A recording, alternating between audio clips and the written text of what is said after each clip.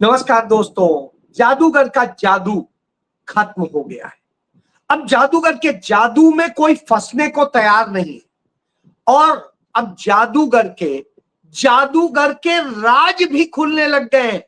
जी हां, मैं इन्हीं राज की बात करूं तो सबसे पहले देखिए कि किस तरह से वो अरविंद केजरीवाल जो आज राजघाट पर जाकर रोना रो रहे थे, गांधी के आगे शीश झुका रहे थे, जिन्होंने महात्मा गांधी की तस्वीर को डस्टबिन में फेंक दिया था मुख्यमंत्री बनते ही।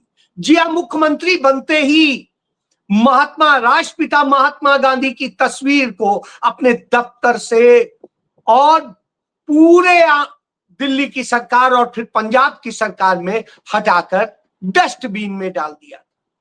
वही अरविंद केजरीवाल आज मत्था टेकते घूम रहे हैं और कह रहे हैं सत्याग्रह हम तो कर रहे हैं, हमारे साथ तो बड़ा अन्याय हो गया, हमारे साथ तो बीजेपी आरएसएस अन्याय कर रही है। तो ये जान लीजिए कि किस तरह से ये आरएसएस को प्रेस किया करते थे। सुन लीजिएगा। भी थे, ऐसे आरएसएस के लोगों ने भी बहुत अहम भूमिका निभाई है। हमने जो अभी तक जवाब दिए थे उसमें केवल इस बात का जवाब हमने दिया था कि आरएसएस के लोगों ने कोई लीडरशिप रोल लिया इस आंदोलन के अंदर, ऐसा कहना थोड़ा गलत होगा। अब आप समझ लीजिए, यह स्थिति है कि आरएसएस ने बड़ी भूमिका निभाई है इस आंदोलन में। यह बात अरविंद केजरीवाल कह रहे थे और जब अरविंद केजरीवाल यह कहते हैं तो स्वाभाविक सी बात है, आपको समझना चाहिए क्यों। क्योंकि अरविंद केजरीवाल उसी आरएसएस की पैदाइश है और अब वही आरएसएस उन्हें खत्म कर रही है, क्योंकि वो अपने अब असली पुत्र को, एक होता है दत्तक पुत्र, एक होता है असली पुत्र। असली पुत्र उसकी बीजेपी है, तो उस बीजेपी को वही चीजें अब सौंपने का काम कर रहे हैं। और ये एक जगह नहीं हो रहा, ये सब जगह हो रहा है। तो पंजाब में भी यही काम चल रहा है, जिसे वो ऑपरेशन लोटस कहते हैं। वैसे विधायकों और सांसदों की खरीद फरोख्त कहिए, नेताओं की खरीद फरोख्त कहिए तो ज्यादा बेहतर है, और सदैव यही कहा जाता रहा, हॉर्स ट्रेडिंग। और उधर आप देखिए पश्चिम बंगाल में चुनाव हो रहा है। पश्चिम बंगाल में जब वोटिंग हो रही है तो उस वक्त में दो तीन चीजें देखने को मिल रही है कि किस तरह से आरएसएस बीजेपी की सरकार ने वहां पर अपने कार्यकर्ता भी लगाए हैं और वर्दीधारी उन कार्यकर्ताओं को भी लगाया है। उत्तर प्रदेश का वह आईपीएस अफसर लगाया गया है जो तमाम भ्रष्टाचार के आरोप में सस्पेंड रहा था और उसके सबूत मिले थे, वीडियो जो है कॉलिंग के जरिए भी सारी चीजें मिली थी। बहुत सारे सबूत मिलने के बावजूद उसे बचाया गया और ऐसे दागदार लोग ही तो बीजेपी की पसंद होते हैं। तो उस अजय पाल शर्मा को वहां भेजा गया है। तो बहुत senior IAS officer KBS Sidhu, मेरे दोस्त हैं, चीफ सेक्रेटरी रैंक से रिटायर हुए हैं, उन्होंने बताया कि मैं भी सालों साल तमाम जगह ऑब्जर्वर बन के गया, कभी इस तरह की हरकतें तो कोई नहीं करता था। ये जब इस तरह की हरकत करता है तो यह इस बात का संदेश देता है कि वो असल में एजेंट के तौर पे काम कर रहा है, और जब एजेंट के तौर पे काम कर रहा हो तो चिंताजनक होता है। जी हां, तो यह भी दिखाई देता है। इसी तरीके से दिखाई दिया है पूरे गुजरात में, जहां पर नगर निकाय के चुनाव हो रहे थे।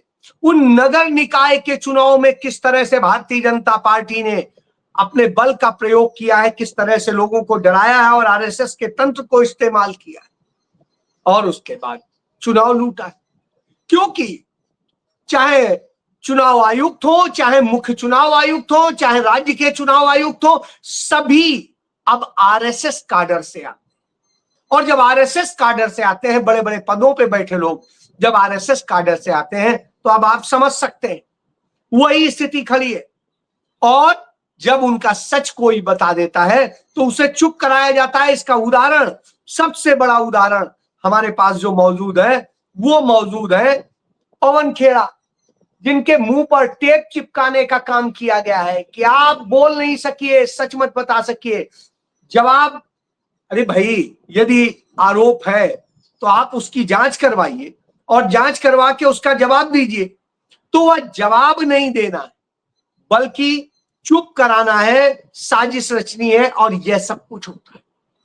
जब यह होता है तो निश्चित रूप से सवाल किया जाना चाहिए कि आखिर यह स्थिति क्यों है, क्योंकि यह सरकार सच बर्दाश्त नहीं कर सकती।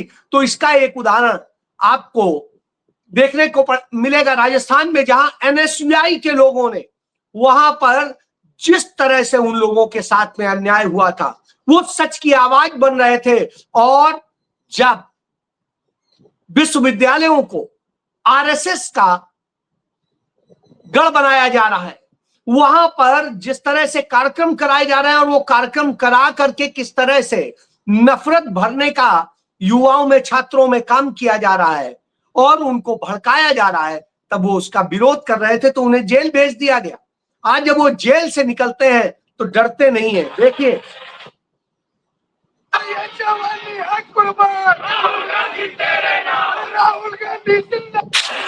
तो अब आप समझिए, ये स्थिति है कि वो जेल के गेट पे निकलते हैं तो कहते हैं कि हम तो राहुल गांधी के सिपाही हैं, हम डरने वालों में से नहीं हैं, हम लड़ेंगे क्योंकि हम जनता के लिए लड़ना ही हमारा धर्म है। जी हां, यही तो है। राहुल गांधी ने बार बार बताया कि इस देश को नरेंद्र मोदी ने दो भारत बना दिए, एक भारत जो गरीबों का भारत है, एक भारत जो अमीरों का भारत है। और इसका उदाहरण आप देखिए, इतना दर्दनाक उदाहरण है कि उड़ीसा में एक गरीब की बहन मर जाती है, वो बैंक में जाता है कि उसके 20,000 रुपए वो निकाल दिए जाए, तो कहता है कि बहन मर गई तो उसका सबूत लेके आओ। वो अपनी बहन के शव को खोद के उसकी कब्र से निकालता है और लेकर जाता है, लो ये देख लो। ये देखिए, इससे ज्यादा दर्दनाक स्थिति क्या हो। बहन की कंकाल लेकर एक शख्स बैंक में पहुंचा हुआ है। बैंक से 20,000 रुपए निकालना चाहता था ये शख्स। बैंक कर्मचारियों को बता चुका था कि बहन की मौत हो चुकी है और बहन की करीब 2 महीने पहले बीमारी से मौत हुई है। बैंक कर्मी युवक की किसी तरह की कोई मदद नहीं कर रहे थे, जिसकी वजह से ये कदम इस शख्स को उठाना पड़ा है। बिहार के कटिहार में बीमार होने के बावजूद भी एक आंगनबाड़ी सेविका को अपनी बीमारी का सबूत देना पड़ा। अब आप देखिए, इस तरह से हो रहा है। उस बीमार सेविका को बिहार में खुद लगा के ड्रिप ले करके उसका पति लेकर के जाता है। तो इस तरह की स्थितियों में, यानी इस तरह का तानाशाही पूर्ण शासन बनाया गया। और ये सब कुछ कहां होता है? सिर्फ भाजपा शासित राज्यों में। और जिस तरह से हो रहा है, बेहद दुखद है। और इसके बाद नरेंद्र मोदी और उनकी टीम तमाम तरह के झूठ फैलाती है, नफरत फैलाती है। राहुल गांधी ने गलत नहीं कहा, गरीबों का भारत अलग है और अमीरों का अलग है। अमीरों को तो सब कुछ दिया जा रहा है, जल, जमीन, जंगल, सरकारी संसाधन, आपके संसाधन, आपका पैसा, आपका सब कुछ। लेकिन जो गरीब है, जो आदिवासी है, जो जल, जमीन, जंगल के उसी में रहता है, उसके घर भी छीने जा रहे हैं, सब कुछ छीना जा रहा है। और अब वो पेड़ जो हमें जीवन देते हैं, ऑक्सीजन देते हैं, उनको काटा जाता है। केन बेतवा प्रोजेक्ट के नाम पे लाखों पेड़ काटने का जो किया गया है, ये देख लीजिए। इस तरह ये पूरा जंगल खत्म किया जा रहा है। अब बताइए, आदिवासी कहां जाएगा? उसका कहां पानी होगा, कहां क्या होगा? इसीलिए वो प्रोटेस्ट कर रहा है, लगातार कर रहा है। लेकिन साहब, कौन सुनने वाला है? कौन कहने वाला है? कोई नहीं। तो अब आप समझिए, यही शासन तो स्थापित किया है इन लोगों ने इतने सालों में। इसी को फांसीवादी शासन कहते हैं। और जब यह शासन बनाया हो तो निश्चित रूप से चिंता का विषय होता है। चिंता का विषय यूं ही नहीं होता। तमाम जगह जब आप इसकी बात करते हैं, जब कांग्रेस पार्टी सरकार में थी तो यही अरविंद केजरीवाल किस तरह से बात किया करते थे। कहते थे ये लोग तो जजों पे आरोप लगाते हैं, ये तो इन पर लगाते हैं, ये कोर्ट बदल दो, ये बदल दो। और क्या है, ये भी सुन लीजिए, सुन लेंगे तो ज्यादा अच्छा है। इतना लड़ते हैं हम आपस में, इतना लड़ते हैं, क्या जरूरत है लड़ने की? अभी आजकल मैं देख रहा हूँ जुडिशरी से लड़ रहे हैं।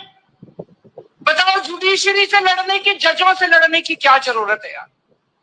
ये अच्छा संदेश नहीं जाता पूरे देश के। तो कल कोर्ट में कहते हैं हमें जज बदलना है। सोचो इनकी हिम्मत कि हमें इस जज के ऊपर भरोसा नहीं है, ये ज्यादा क्वेश्चन पूछता है, जज बदलो। ये क्या हो रहा है इस देश के अंदर?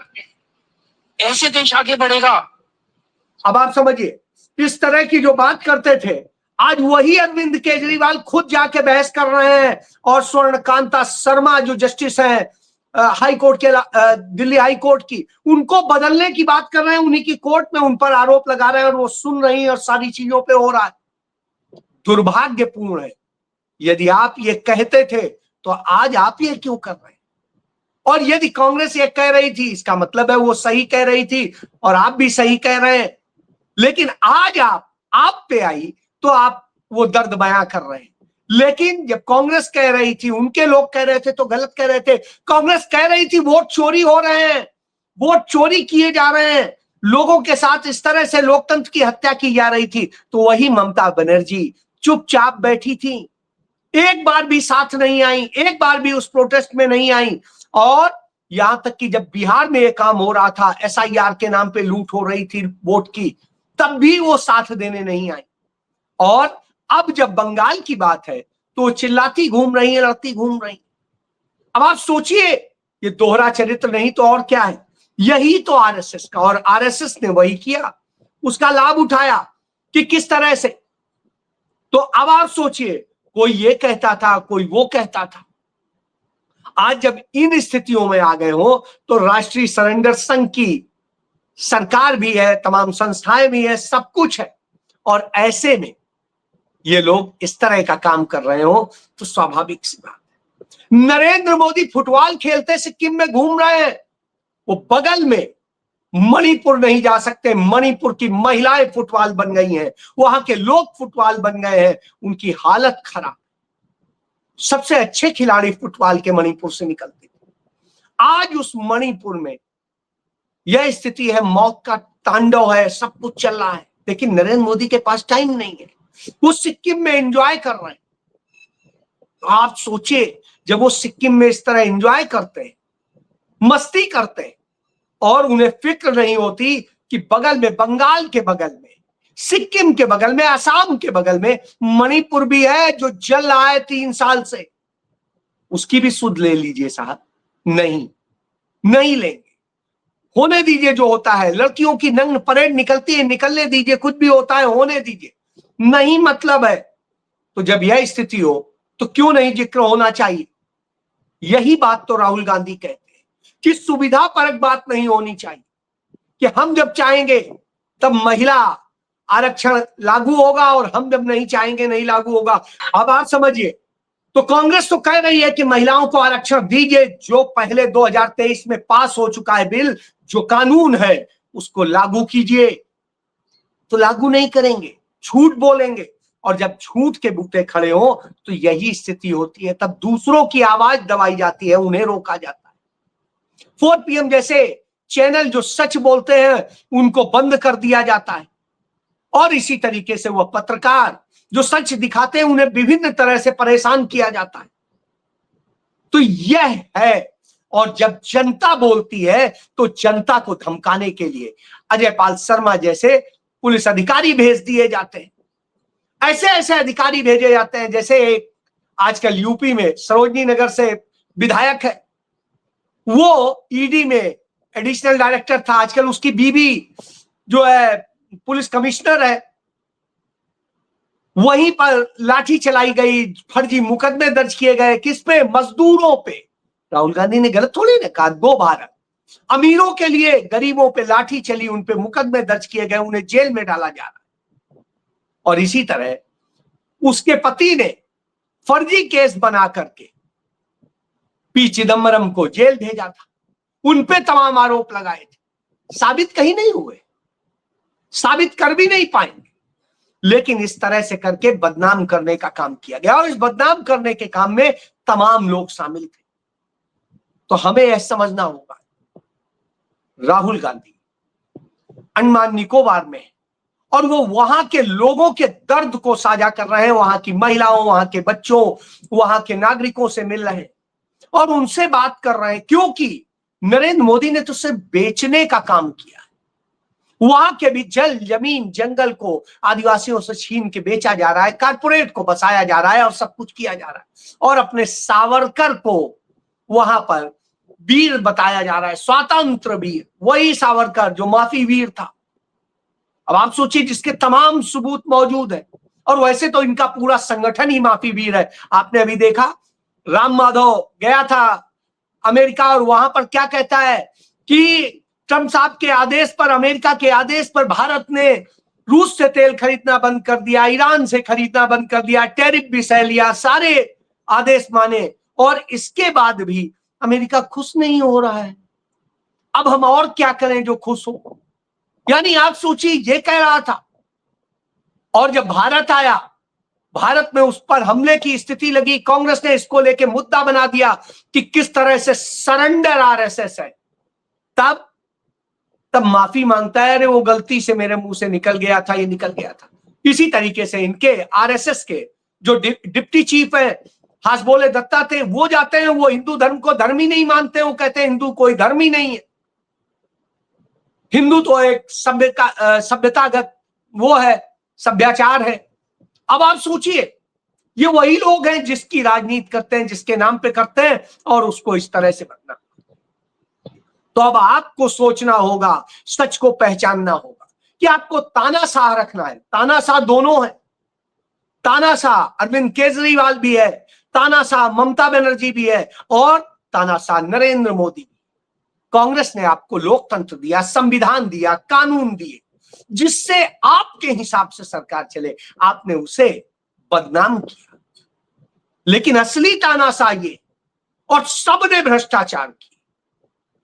तो आप सोचिए, कांग्रेस का एक भी भ्रष्टाचार का कोई आरोप ना तो आज तक साबित हुआ, ना ही कोई बरामदगी है, ना ही कुछ।